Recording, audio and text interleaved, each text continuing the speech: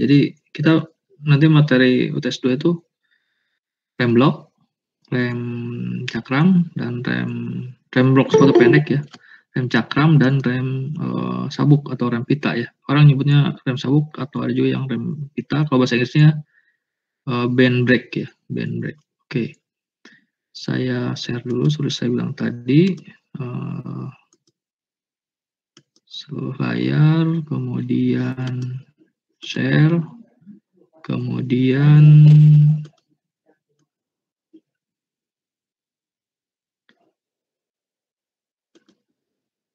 kalau layar saya sudah terlihat.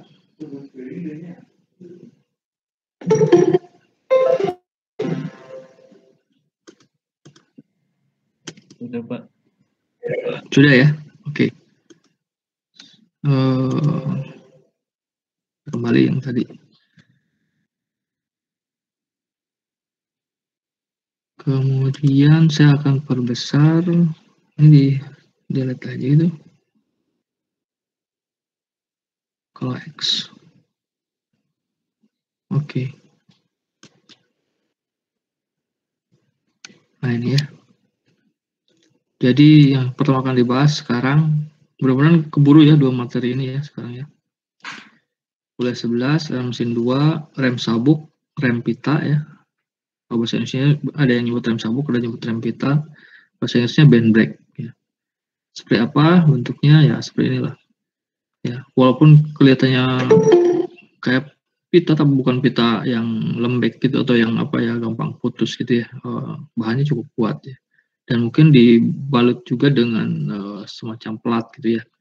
Nah, tapi orang nyebutnya ini pita ya. Jadi ada, saya kasih contoh yang ini ya gambarnya. Tapi ini di apa? Ini penerapan lainnya gitu ya. Ini ada rem pita, ini rem pita gitu ya. Ini rem pita juga gitu ya. Di sini rem pita gitu ya.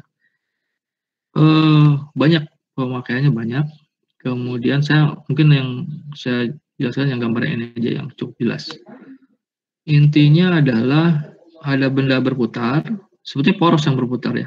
Kemudian dipasangin semacam puli, mirip puli ya, tapi ya tujuannya untuk tempat gesekan antara si puli tersebut, permukaan puli tersebut dengan si pita yang mengelilinginya. Caranya gimana? Ini asalnya longgar ya, ini asalnya longgar.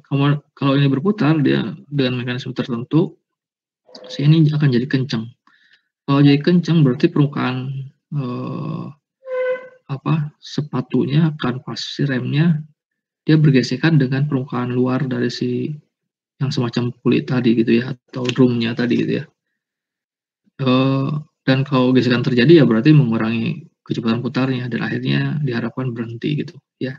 Jadi sebenarnya secara prinsip ya gampang aja seperti itu aja gitu ya. Seperti yang saya sebut tadi pemakaiannya banyak, mungkin di pembangkit listrik juga kayak gini. Ini saya pikir ini pembangkit listrik nih karena ya, ini cukup besar. Ini mungkin generator gitu ya, ini poros gitu ya. Nah kalau putarnya ingin dihentikan nggak bisa direm gitu ya. Remnya segede gini gitu ya.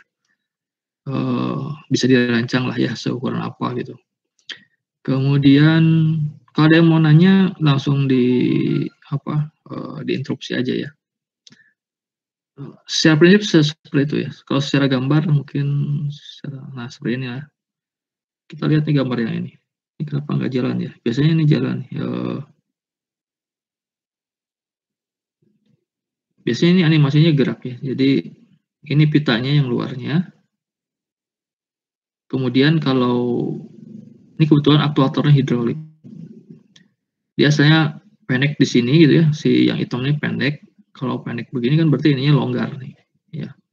Kemudian kalau ini hidroliknya dikasih tekanan nih oleh fluida sehingga pistonnya terdorong ke kanan, maka si pita ini akan jadi kencang terhadap si lingkarannya gitu ya.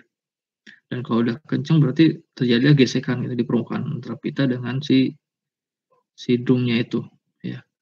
Dan itu akan mengurangi kecepatan putarnya. Oke. Ini harusnya bergerak. Kenapa nggak bergerak ya? Kenapa ya? Nah, bergerak. Nah, sudah Anda lihat ya. Ketika pendek yang merahnya kecil. Ketika dia memanjang, dia makin kencang, maka yang merahnya makin besar. Yang merah makin besar itu artinya geseknya yang mengakibatkan torsi melawan putarannya itu makin besar. Sehingga yang hitamnya makin lama makin kecil gitu ya. Saya kira itu penjelasan singkatnya, dan sebetulnya tadi dengan berbagai mekanisme tambahan di berbagai penerapannya sebetulnya secara prinsip ya sesederhana ini aja sih sebetulnya ya. Ada juga yang pakai tangan ya. Jadi dipasang pada berbentuk tuas begini, dan ini kebetulan ya ada si pitanya disambungkan yang satu ke poros si tuas ya. Sementara yang satunya lagi ke bagian lain di tuas tersebut ya. Seandainya si drumnya berputar cewek ya, maka di sini ada si gaya yang bekerja di sini akan besar dibanding yang ini. Orang menyebutnya ini sisi kencang, ini sisi kendur, karena putarannya cewek gitu ya. Kalau putarannya dibalik ya yang ini yang kencang, yang ini yang kendur gitu ya. Biasanya yang sisi kencangnya itu dikasih nama P1 ya. P ini bukan tekanan, P besar ini ya. P1 itu gaya ya. Jadi seolah akibat ini ditekan ke bawah, ini akan tertarik, ini tarik gitu ya. Tapi ini dan ini antara P1 dan P2 lebih besar P1 gitu. Ya. Karena apa? Karena tadi putarannya cewek gitu. Ya. Kemudian si tempat atau mulai adanya kampas remnya itu dari sini sampai ke sini nih. Ya. Dan itu didefinisikan oleh besaran V. Ini dibacanya V ya. Kayak huruf F dan I gitu ya. V. Jadi betul-betul daerahnya cukup besar gitu dibanding rem-rem lain, kan ini cukup besar untuk bidang geseknya gitu. Kemudian dia juga punya lebar kan, cuma nggak diperlihatkan. Ini ada menembus ke sana, dia punya lebarnya dikasih nama B ya. Kemudian ini kebetulan di gambar ini jarak antara poros tuas ke gaya tangan yang kita berikan itu adalah C gitu ya. Kemudian jarak dari ini adalah A, dan ini kebetulan dia ke titik ini, ke titik poros tuas, dia maka jaraknya 0. Tapi kalau dia ditempatkan di tempat lain yang ada tidak di poros tuas, maka ada jarak, ada namanya lagi. Kalau nggak salah B kalau nggak salah ya. Sorry, B udah dipakai. Nanti kita lihat. Saya lupa simbolnya apa. Ya. Sampai sini ada yang mau ditanyakan dulu nggak? Kalau ada pertanyaan, diajukan. Kalau tidak ada, saya akan teruskan. Coba saya cek dulu, masih dengar suara saya? Masih Pak, masih. Oke. Coba ada yang tahu nggak, ini T ini berasal dari mana? T sama dengan P1 min P2 kali R. Kira-kira ini rumus ini datangnya dari mana? Anda ngerti nggak ini datang dari mana? Ada yang tahu? Ada yang mau jawab? Saya perkecil karena saya akan tuliskan ya. Kita kasih nama ini ya. Kita kasih, sorry, saya mau coret-coret sedikit di sini. Titik ini saya kasih nama ini O2 ya. Saya kasih warna ini aja.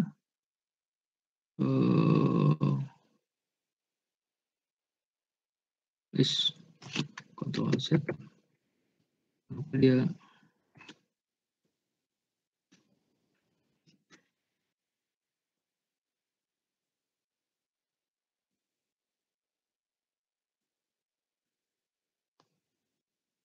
kenapa nggak mau ya?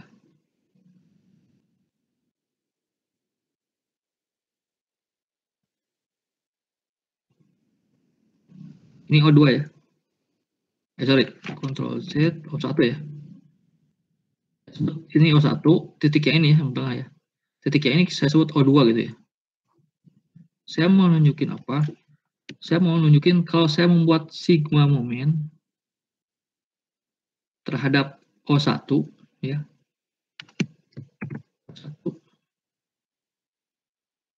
Nah, mengasumsikan misalkan berlawanan arah jarum jam positif. Ini positif ya. Yes, kenapa? Bentar.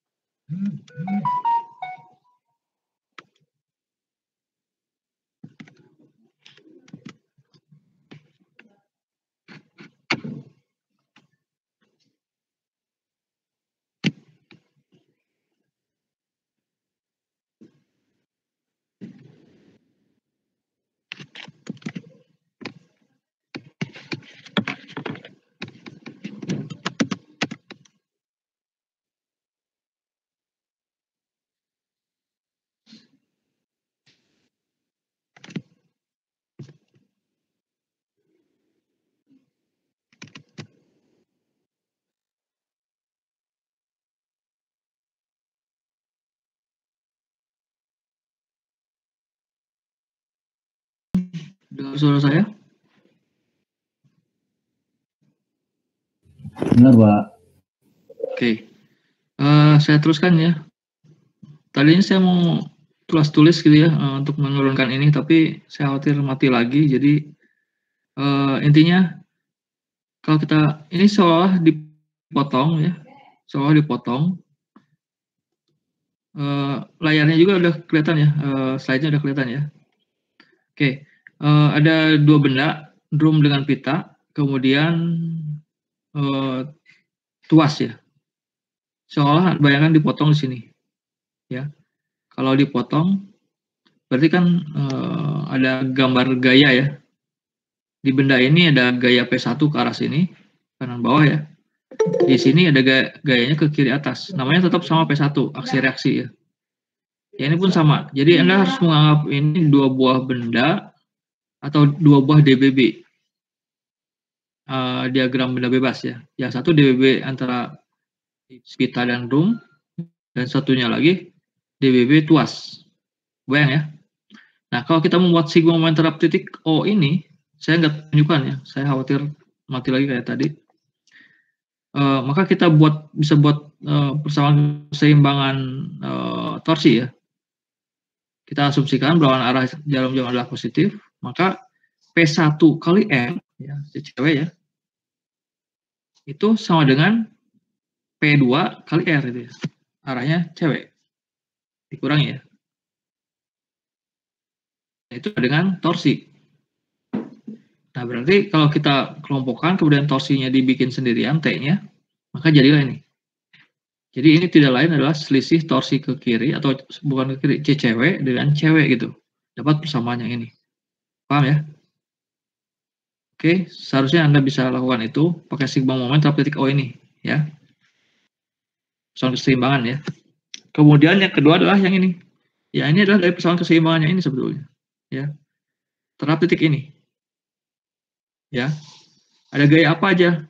F kali C, ya. Harusnya C-nya asalnya di sini gitu. Kemudian ada gaya P2 kali A gitu ya. Jadi F kali C itu harus sama dengan P2 kali A. Kenapa ini nggak ikut? Karena ini melalui titik O ya. Jadi O yang di sini. Jadi ini nggak ikut nih yang P1. Jadi yang ada cuma ini aja. Tapi kalau misalkan P1-nya bukan pada titik perputaran si tuas, maka harus ada gitu. Di persamaan harus ada. Nah, kalau kita mau cari F-nya, ya tinggal kita pindahkan tadi. Yang lainnya ke kanan. Jadi tadi F kali C-nya, C-nya pindahin. Jadi P2 kali A per C gitu ya. Jadi intinya persamaan ini dan ini sama-sama adalah persamaan keseimbangan momen. Kalau yang ini terhadap ini, dari DBB yang atas ya. Kalau yang ini terhadap ini gitu, dari DBB yang bawah gitu. Ya, sampai sini ada yang mau ditanyakan? Clear ya? Oke. Jadi saya boleh sebut di sini torsi bisa dihitung dengan gaya di ujung pita yang ini, gaya pada sisi kencang dikurangi gaya pada sisi kendur. Kendur itu bukan berarti kendur benar-benar kendur ya, tapi maksudnya lebih kecil gayanya dibanding ini gitu. Dikalikan jari-jari gitu, jari-jari si drum ini. Jari-jari tempat lokasi gesekan. Ya. Sementara kalau yang ini dibacanya gaya ini bisa diperoleh dari besar P2 kali A dibagi panjang C ini gitu. Ya. Kalau misalkan F-nya pengen lebih kecil, C-nya harus tambah besar. Kenapa? Karena pembagiannya tambah besar kan, jadi nilai ini akan tambah kecil. Ya. Oke, sampai sini ada yang mau tanyakan dulu nggak? Sebelum saya lanjutkan. Jadi yang ini harusnya udah clear ya. Cuma saya nggak bisa tunjukkan secara step by step-nya. Oke. Kemudian ingat sekali lagi, ini berlaku persamaan terutama yang bawah ya. Berlaku untuk kondisi kayak gini. Kalau nanti posisi tali yang ini nggak di titik ini, beda lagi persamaannya gitu. Ya. Oke, saya teruskan dulu. Nah, ini cara penurunannya ya. Saya kalau jelasin ya bisa dijelasin, tapi ya udah saya jelasin, tapi mudah-mudahan bisa dipahami ya. Gini, teorinya gini. Pertama, dia di gambar ini adalah mewakili drum. Kemudian kan di sekelilingnya tadi ada di sebagian dari kelilingnya ada kampas rem ya, yang nempel pada pita gitu ya. Orang nyebutnya pita atau sabuk gitu. Kemudian kalau kita analisis sebagian kecil ini kita anggap ini bagian dari sepatu remnya itu, kampasnya. Sebut saja itu selebar, ini saya sebut lebar tapi dicatat dalam sudut. Kita sebut saja ini d theta gitu ya, d theta. Jaraknya segini. Jadi itu adalah panjang ini, bukan panjang, sudut ya, sudut ini. Ya. Dari sini sampai sini, itu sudutnya adalah d theta. Nah, ketika ngerem kan si sabuknya kencang terhadap ini, maka pasti ada kontak antara si sabuk dan si drum. Maka pasti ada gaya normal. Gitu ya. Bisa dipahami ya. Kemudian tadi juga Anda udah tahu bahwa gaya yang ke kiri akan beda dengan gaya ke kanan. Kenapa? Karena gaya ke kiri nanti di ujungnya di sini tadi lebih besar daripada yang ini gitu ya, yang sebelah sini. Kalau kita bagian yang kecil itu pun sama gitu ya. Oke. Tapi kita bahas sedikit-sedikit ya. Maka DP sama F DN. DP itu apa? DP itu ini. P tambah DP. Kalau ini P saja, nggak ada DP-nya. Nah, cara nentuin DP ya tinggal kita peroleh dari gaya gesek sebetulnya. Jadi kalau ada gaya normal yang bekerja pada salah satu segmen di kampas rem, maka dia akan ada gaya gesek. Yaitu tinggal kalikan aja dengan koefisien geseknya. Ini adalah koefisien gesek. Koefisien gesek kali DN itu adalah DP.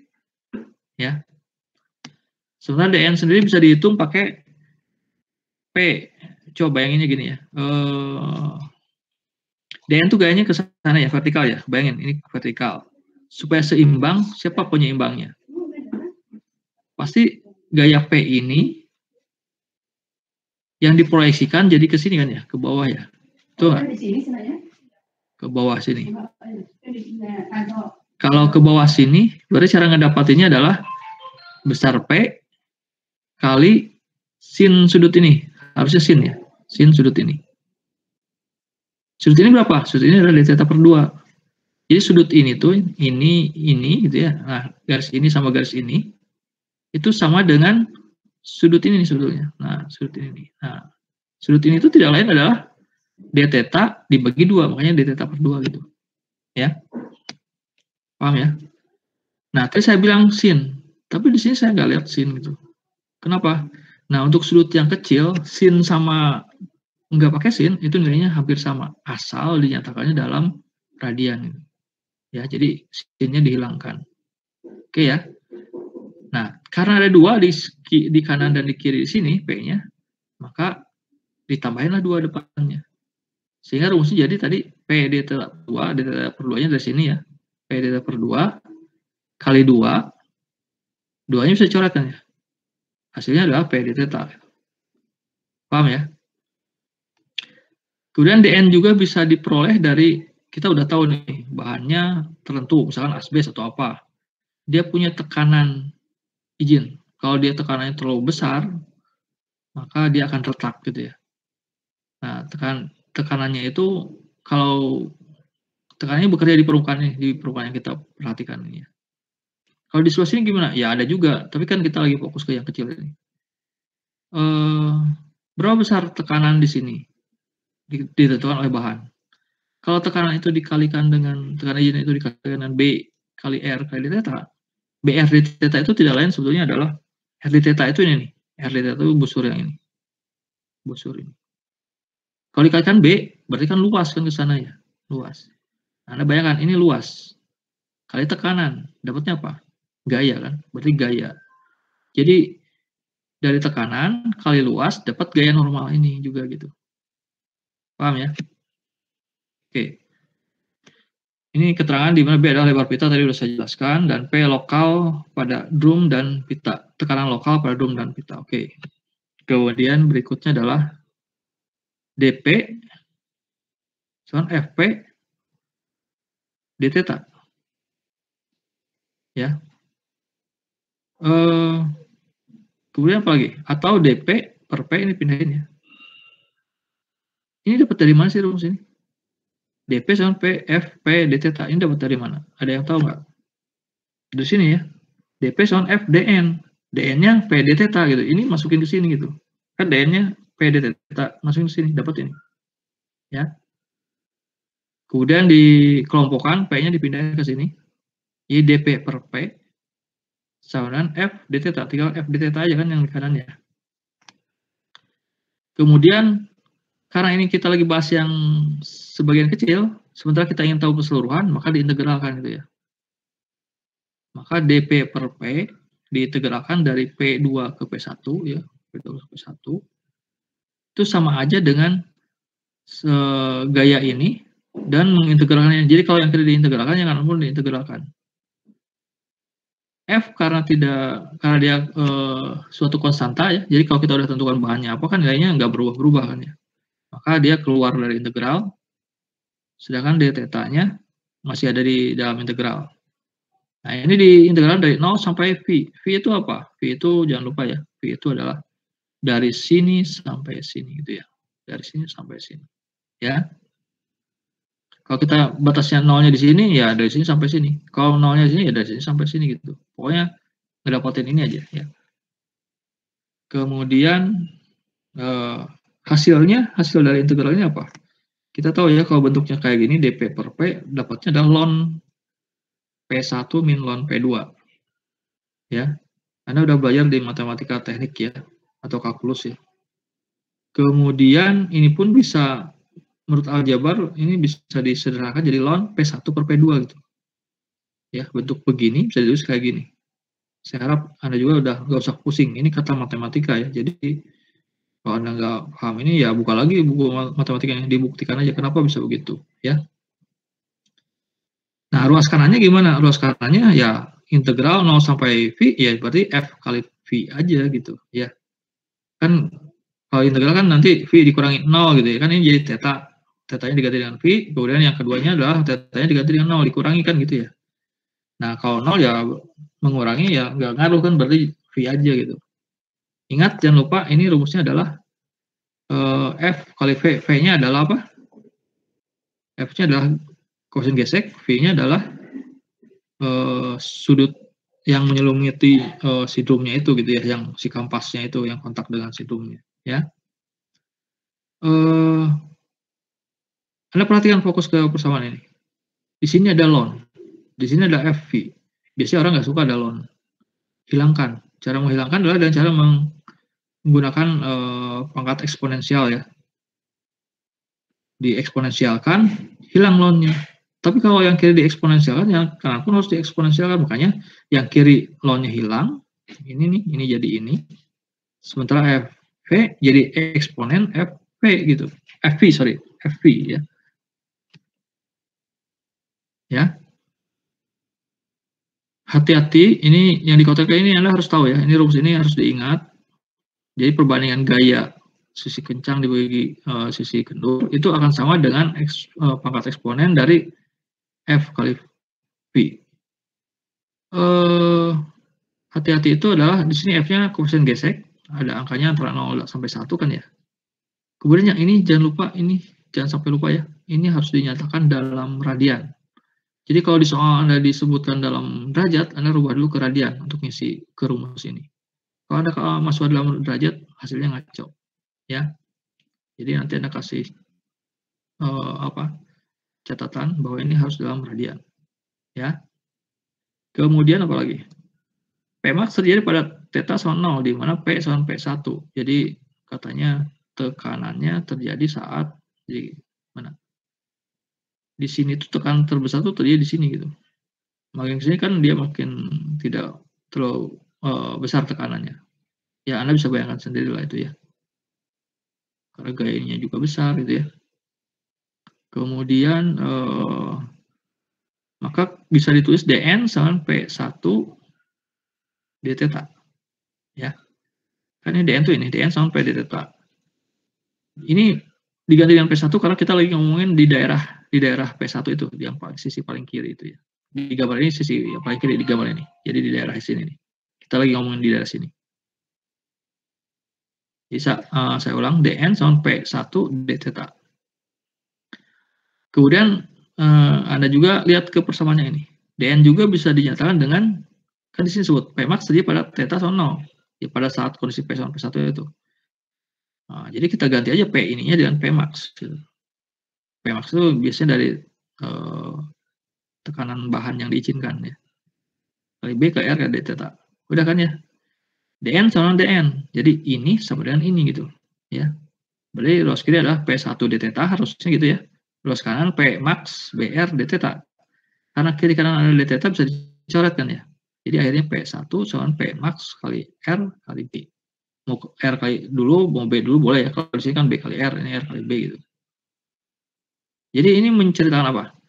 Ini menyatakan bahwa gaya di sisi kencang tadi bisa dihitung dengan perkalian antara tekanan izin si bahan, kan Pmax-nya nggak boleh lebih besar dari tekanan izin bahan, jadi kita anggap aja ini tekanan izin bahan, dikalikan R itu jari-jarinya, dikalikan B, yaitu lebarnya. Gitu. Oke, sampai sini ada pertanyaan? Jangan lupa dua rumus ini. Ya, kalau nggak ada pertanyaan, saya teruskan. Pak, saya cek ya silakan. Itu kan Pmax kan berarti sama dengan tegangan bahan Pak itu, tegangan bahan maksimum ya? Ya. Oh iya jadi, Pak, iya deh. Oke, jadi gini saya ulang sekali lagi ya. Kan tadi kita membahasnya di segmen kecil, tapi di situ juga tersirat bahwa artinya tekanan di sini beda-beda nih tekanannya.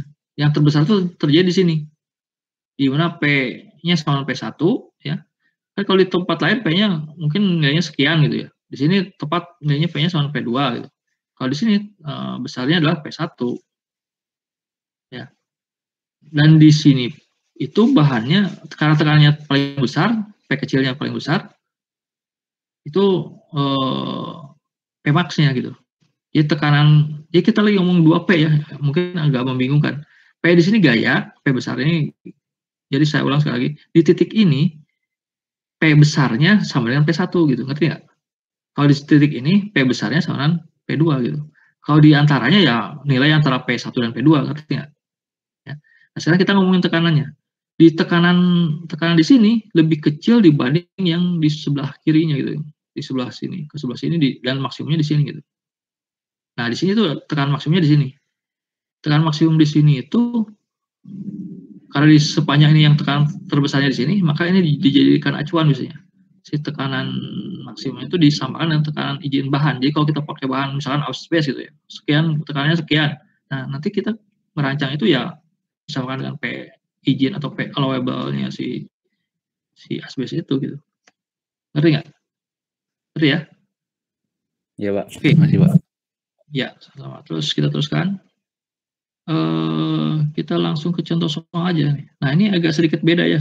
Memang dikasih contoh soal yang beda supaya ada ngeh gitu ya. Coba kita lihat ya. Bedanya apa? Bedanya ini nih, lokasi P1-nya nggak di sini, nggak di titik ini, tapi di sini nih, dengan jarak S gitu ya. Nah, ini apa artinya? Terus apa rumusnya nanti bakal berubah nggak? Ya. Rumus lainnya nggak berubah kecuali yang DBB yang ini gitu, yang berubah ya. Oke, kita lihat ya besarannya. A differential band use a woven lining having a design value of F equal to 0.2.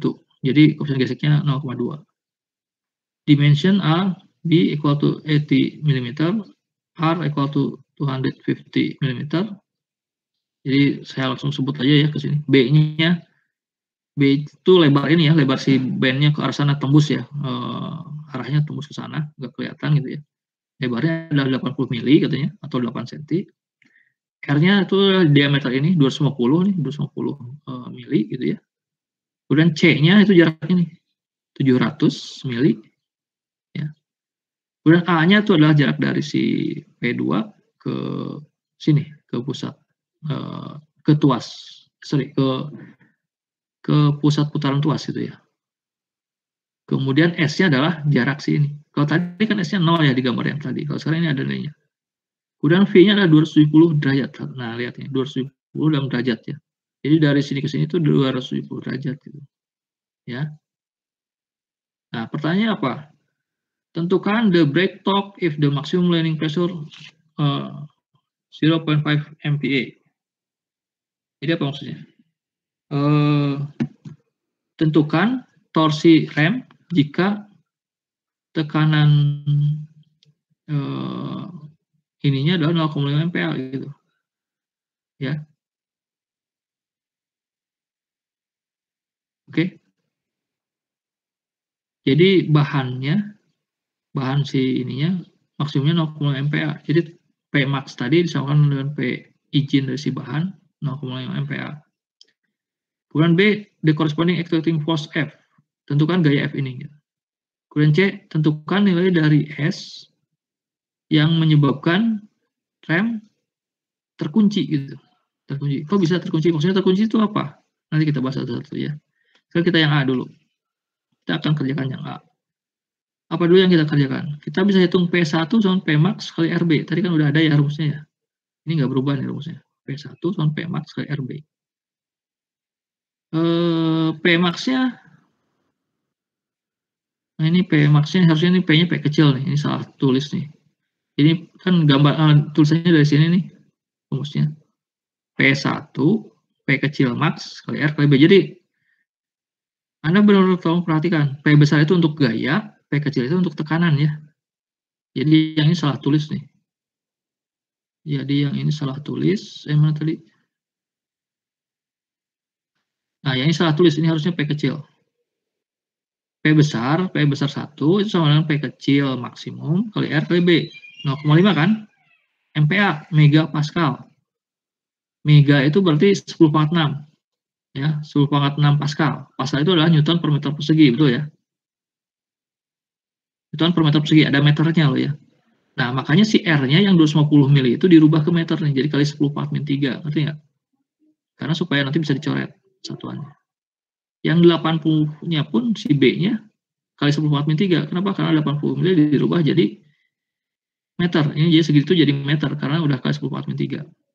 Dan ini hasilnya adalah 10.000 Newton. Jadi Anda lihat ya bahwa tekanan izin bahan dikalikan jari-jari kalikan lebarnya itu diperoleh gaya maksimum sisi kencang ya, gaya si kencangnya yaitu 10.000 Newton. Sampai sini ada yang mau tanya dulu nggak? Sebelum saya teruskan. Tidak ada? Kalau tidak ada saya teruskan ya. Ini waktunya kelewat dari jam 10, maaf ya tadi karena keputus, saya teruskan dulu sedikit lagi ya. Kemudian berikutnya kita bisa hitung P2. P2 diperoleh dari rumus yang ini. Lihat, P1 per P2 sama E, F, P. Ya kita pindahkan ya, P2-nya sendirian. Jadi P1 ini pindah ke sini gitu soal gitu kan ya. Jadi P1 per E, F, P gitu ya. P1-nya ada diperoleh di sini, 10.000.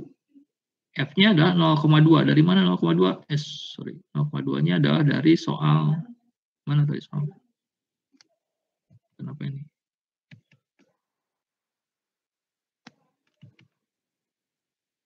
Dari 0,2 ini, ya. Kemudian V-nya mana? V-nya kok 3pi/2? Kenapa 3pi/2? Lihat ini. Tadi V-nya adalah 270 derajat. 270 derajat itu adalah V/2 kalau dalam radian. Makanya ini dirubah ke radian itu ya. Ini nggak diperlihatkan cara merubahnya, tapi saya harap udah tahu cara merubah ke radian ya. Makanya ini dimasukinnya dalam 3pi per 2. Ya, itu nilai 210 derajat dalam radian itu 3pi per 2. Ya. Kalau Anda hitung pakai kalkulator, hasilnya adalah 3897. Ini pembulatan. Sebenarnya ada 96, sekian gitu ya. Tapi ini pembulatan. Ya. Nah, kemudian kita hitung torsi. Torsi udah bisa kita hitung pakai rumus yang tadi yang pertama. Yang DBB yang roomnya aja sama si sabuknya itu. T sama P1 min P2 kali R. P1 udah dapat gitu ya. P2 udah dapat gitu ya. R-nya udah kita di soal. 250 ke 3 ya supaya dalam meter ya. Sebentar. Kemudian 1526 Nm ya. Dapat torsinya. Torsi pengereman. Gaya yang tekannya diperlukan berapa? Nah, ini rumusnya jadi berubah nih. Beda dengan yang tadi. FC sama P2A min P1S. Ini cara ngedapetin rumusnya gimana? Ya pakai itu, pakai sigma moment terhadap tuasnya itu gitu ya. Terhadap si tuas yang ini. Ya. Kenapa jadi ada 3 suku? Karena ada 3, ini, dan ini. Kalau di contoh yang pertama tadi, karena ininya ada di sini, maka yang ini tidak berpengaruh gitu, yang si P1-nya.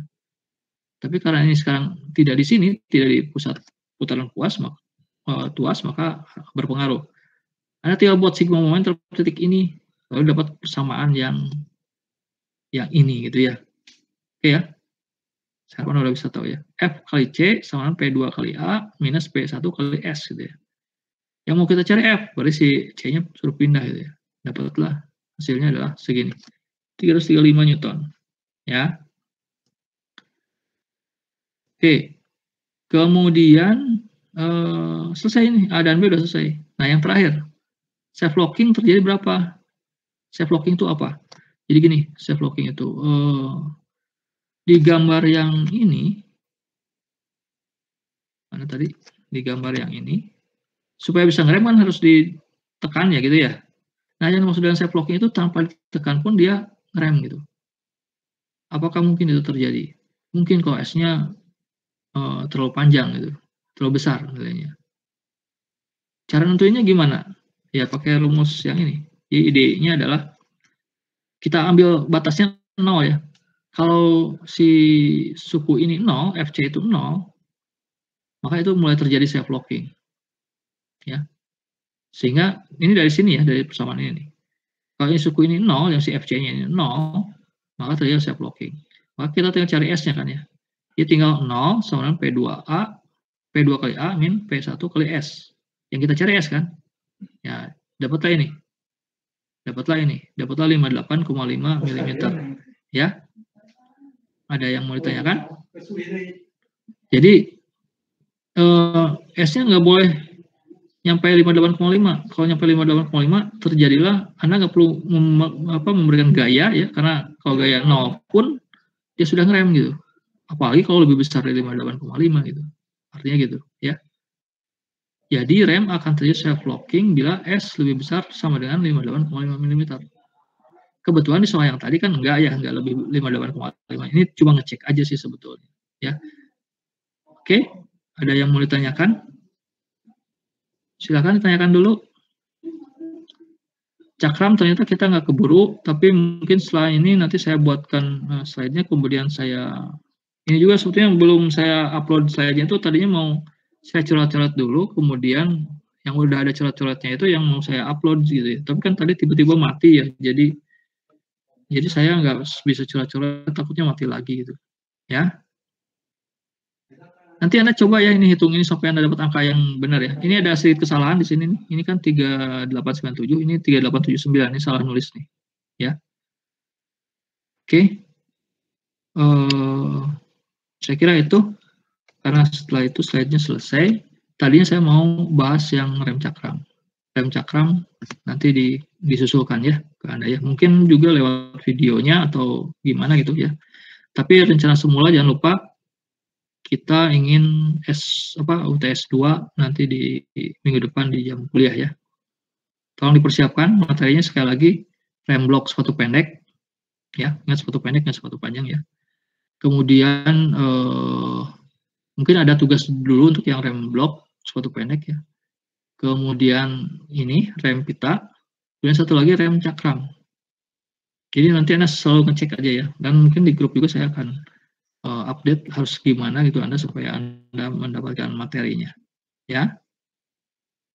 Saya kira itu yang mau saya sampaikan hari ini, dan kebetulan udah 10:07. Ada yang mau tanya nggak sebelum saya tutup?